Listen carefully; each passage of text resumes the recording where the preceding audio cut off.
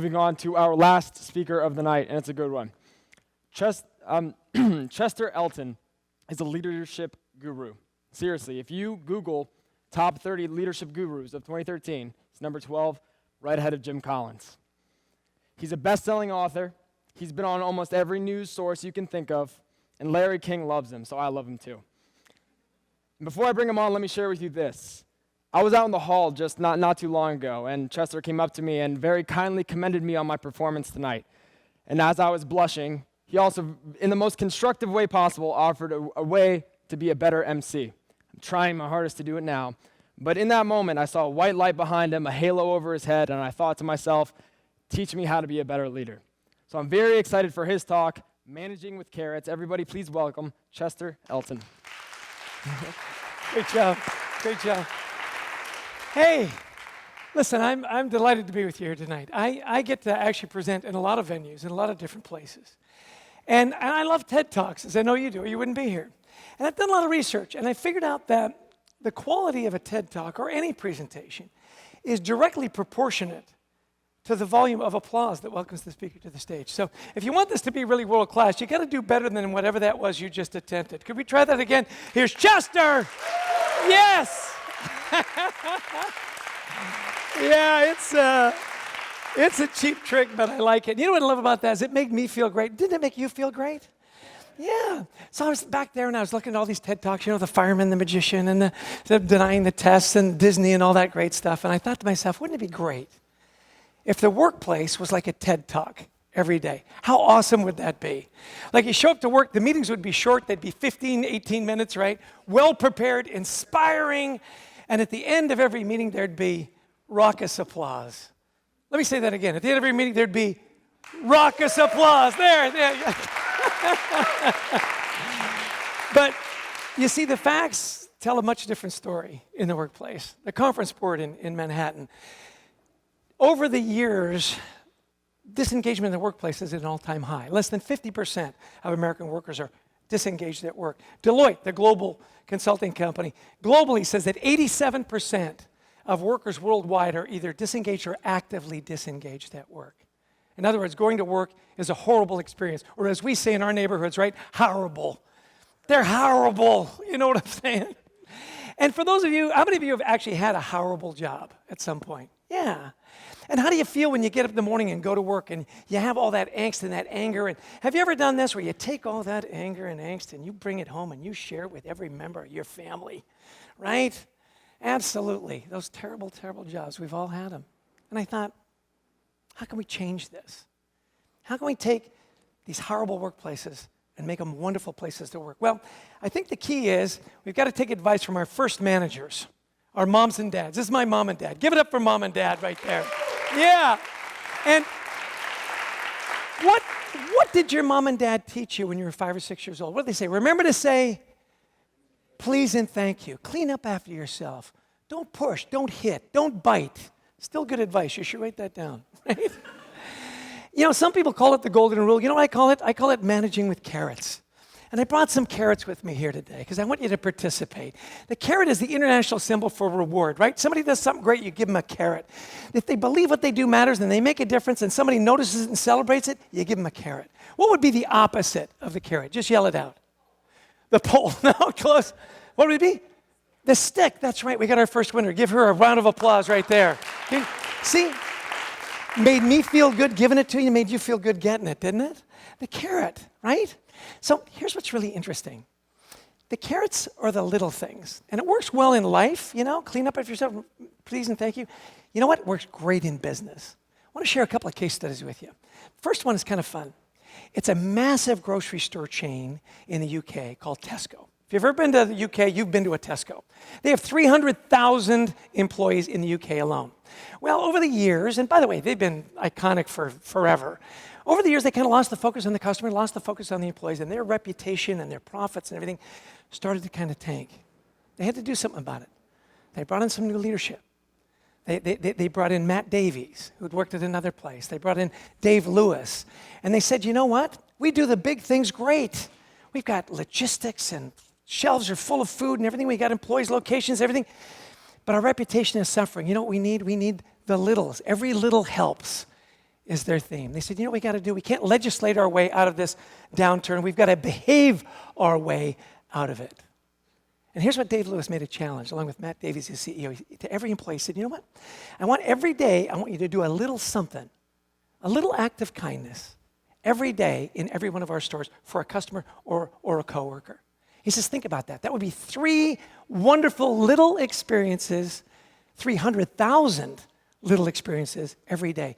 They're open 7 days a week. Even I can do the math. 2.1 million little random acts of kindness every week. Do you think the ripple effect would create a more positive workplace where people would be a little more excited to come to work? Absolutely. And it was something that would make their mamas proud, right? I love that. But what was the business effect? In 18 months, they said it was one of the keys to taking the downturn and bringing back their reputation, their profitability, and their good name. One little act of kindness. They had great stories. One person would say, they'd help me find something in the aisle. They'd walk me to where I needed to be. The other person said, you know what? I was checking out with my daughter. She just got a diagnosis that she was diabetic. And we had the medicine. She was nervous. I was nervous. And the guy checking us out said, hey, I see you've got the medication for diabetes. You know what? I'm a diabetic. That's great medicine. I can see you're nervous. Don't worry about it. I'm doing great. You're going to do great. Pulled out a little gift from behind the cash register and said, you have a great day. Don't you worry about being a diabetic. We're awesome. He didn't have to do that. A little act of kindness. What do you think that meant to that mother? Do you think she's coming back? What do you think it meant to that little kid? Well, you know what? Works in grocery stores. You know where else it works? It's one of my favorite stories. It works in space. Seriously, I was at this leadership conference. Ryan Miller put it on in Lethbridge, Alberta. You've never heard of it. It's a little town in southern Alberta, and they brought in these astronauts to speak at the conference. And it was really cool. They had Buzz Aldrin, the second man to step on the moon. He's like in his 90s now. He says, yeah, Neil Armstrong was the first guy to step on the moon. I was the first guy to pee in my suit on the moon. When you're 90, you can say anything you want, right? But the guy that stole the show is the guy in the picture right there. His name is Chris Hadfield. He's a Canadian astronaut. I know, who knew Canada had astronauts, you know what I'm saying? Well, he trained for years and years and years and became the commander at the space station. 2 Russian cosmonauts, 2 American astronauts, and the Canadian in the middle, kind of the DMZ, right? And he said, we had an amazing mission. We were up there 6 months in that confined little space. He said, you know what? We never had an emotional flare-up. And here's why. He said, in NASA, we've got all these rules and everything. Because, you know, when stuff goes wrong in space, if you don't know what to do, people die. Just a little bit of pressure, right? He said, but the thing that made it great for us was the one unwritten rule we had. And it was this, that every astronaut in the space station every day had to do one little random act of kindness for another astronaut. And he said, I'm convinced because of that, we never had an emotional flare-up. We got along great, and we had great experiences up there. A little carrot every day made all the difference. Just like that. Feels great, doesn't it? Well, in space, I'm going to take you to rental car companies. One of my business heroes. Guy's name is Carlos Aguilera. He runs all the kiosks in Dallas, Texas, 300-400 employees, right? And it was really interesting. Top of the charts, best manager, high engagement, low turnover, right? Great profitability and the whole bit. And I said, Carlos, you're amazing. How did you pull it off? And he told me all these different stories. I said, well, what's the one thing that you'd like me to share with other leaders that made that big change? He said, oh, without a doubt, it was 10 pennies. 10 pennies? What are you talking about?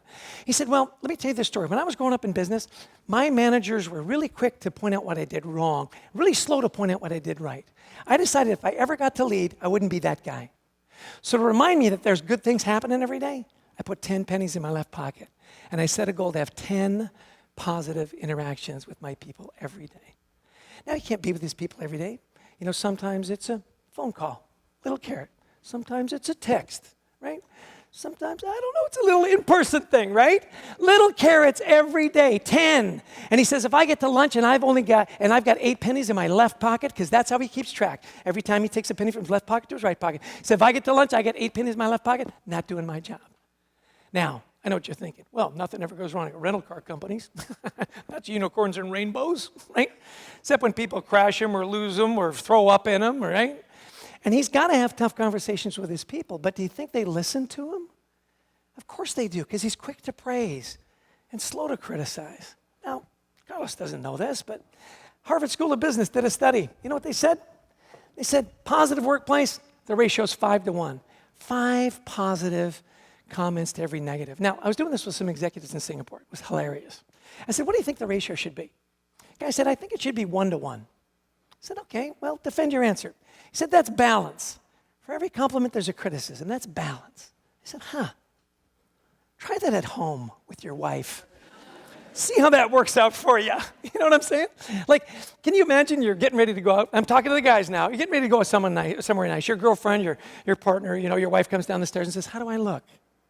And you say, oh, honey, that dress, that color, just makes your eyes sparkle. Does make you look fat, but sparkle. But fat, but sparkle. What are your odds of getting to the restaurant or sleeping in that house, right? 1-to-1 is negative. 2-to-1 is negative. 3-to-1 is neutral. 4-to-1 is great. 5-to-1 is the best. If you're Harvard, it's 5.6, right? I love the Harvard. I'm surprised it wasn't 5.6932 because it's Harvard. You know what I'm saying? So what's your ratio? How to make a change? What's your ratio? Well, kind of interesting. TED Talks, they say it's the rule of 3. Well, we're going to break that rule. I'm going to give you the rule of 4 because I got one great story to talk to you about. It's called Camp Corral. How many of you ever been to a Golden Corral restaurant? Right? The best buffet in the USA. Well, I was talking to James Maynard. He's the founder. It's been going on for 40 years. They're doing great. They're transforming. And, it's inexpensive buffet food, and they want to supply great experiences. So, working families can go out and have a great meal, and it doesn't cost a lot. And I said, what's the secret to your success? He says, well, we really focus on our people. See, we believe the customer experience will never exceed the employee experience. So we create a great experience for our employees. We've got guys that have been dishwashers, own their own franchises now. How great is that? He says, and we also focus on the community, our noble cause. We've always supported military families, but 5 years ago, we noticed all the charities for our military folks, right, that are still fighting there to protect our freedoms, that there were a lot of programs for the veterans, but not many for their kids. So we decided we'd create Camp Corral. 1 week a year where the kids of the soldiers that come back, whether it's PSTD or traumatic brain injury or they're recovering from amputations or whatever, because when they come back, that puts a lot of pressure on kids. They got to pick up. There's stuff going on at home, and it's hard.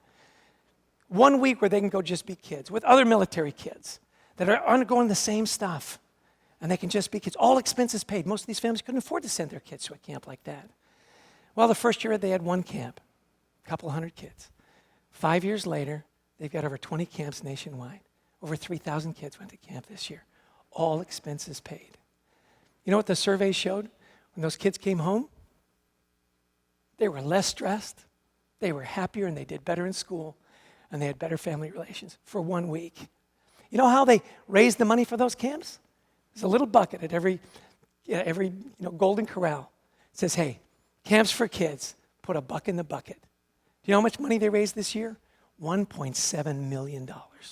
$1 in a bucket, a little carrot, a little something that went a long way. So that's my story, and I want to leave this with you. If you're having a tough day, go out and appreciate somebody. Drop them a little note. Text them. Tell them you're thinking about them. Whether it's a teacher or a friend or brother or sister or girlfriend or spouse. Because this comes back to what our parents always taught us. What did they always tell you? Right around Christmas time. It's better to give than to receive. You see, that's the great thing about carrots, is it makes me feel great by giving it to you. It's the power of the carrot. Well, there's a lot of reasons to be working out there, and this is why I work. This is my wonderful family.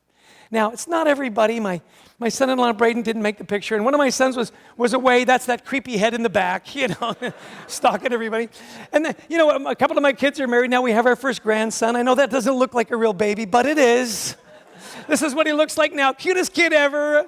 Unfortunately, like his grandpa, he's a Jets fan. But see, it works in work, and guess what? It works at home. What's your ratio? From a little something that makes a difference, to a random act of kindness in the space station, to 10 pennies in your pocket, to $1 in a bucket. The little things, they make big changes. And in a day when the headlines are filled with vulgarity and crassness and people being bullied, let's change that. Let's you and me make a pact tonight that we're going to perform a little random act of kindness every day. We're going to reach out to somebody, we're going to give them a little carrot. We're going to make them feel great. And guess what? If we do that at work, Every day at work will be like a TED Talk. They'll be short. They'll be engaging. They'll be fun. And at the end of every meeting, there'll be what? Raucous applause. Let's hear it for the Karens. Hey, listen, that's my story, and I'm sticking to it. Be kind, be grateful. I am out of here. Cheers.